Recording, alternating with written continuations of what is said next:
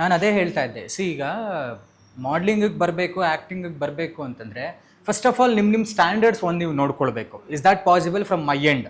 ಮತ್ತು ಆ ಒಂದು ಫೀಲ್ಡ್ ಬಗ್ಗೆ ಅಥವಾ ಏನು ನೀವು ಮಾಡಕ್ಕೆ ಹೊರಟಿದ್ದೀರಾ ಅದರ ಬಗ್ಗೆ ಕನಿಷ್ಠ ಪ್ರಜ್ಞೆ ಮತ್ತು ಜ್ಞಾನ ಇರಬೇಕು ಅಂತ.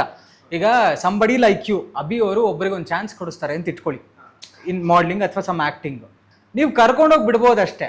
Ultimately he has to perform ಅಲ್ಲ, he has to do his things ಅಲ್ವಾ.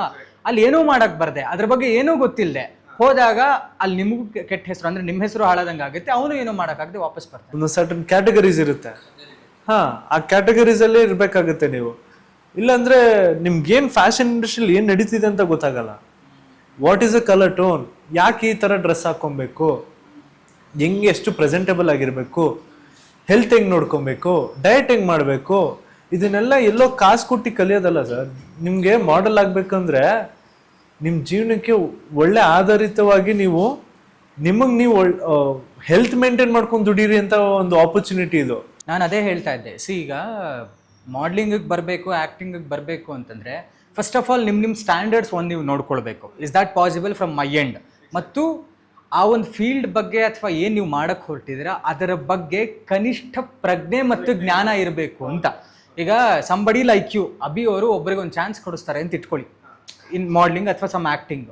ನೀವು ಕರ್ಕೊಂಡೋಗಿ ಬಿಡ್ಬೋದು ಅಷ್ಟೇ. Ultimately he has to perform ಅಲ್ಲ, he has to do his things ಅಲ್ವಾ.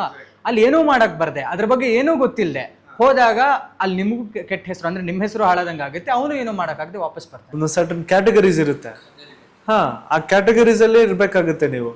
ಇಲ್ಲಾಂದ್ರೆ ನಿಮ್ಗೇನು ಫ್ಯಾಷನ್ ಇಂಡಸ್ಟ್ರಿಯಲ್ಲಿ ಏನು ನಡೀತಿದೆ ಅಂತ ಗೊತ್ತಾಗಲ್ಲ.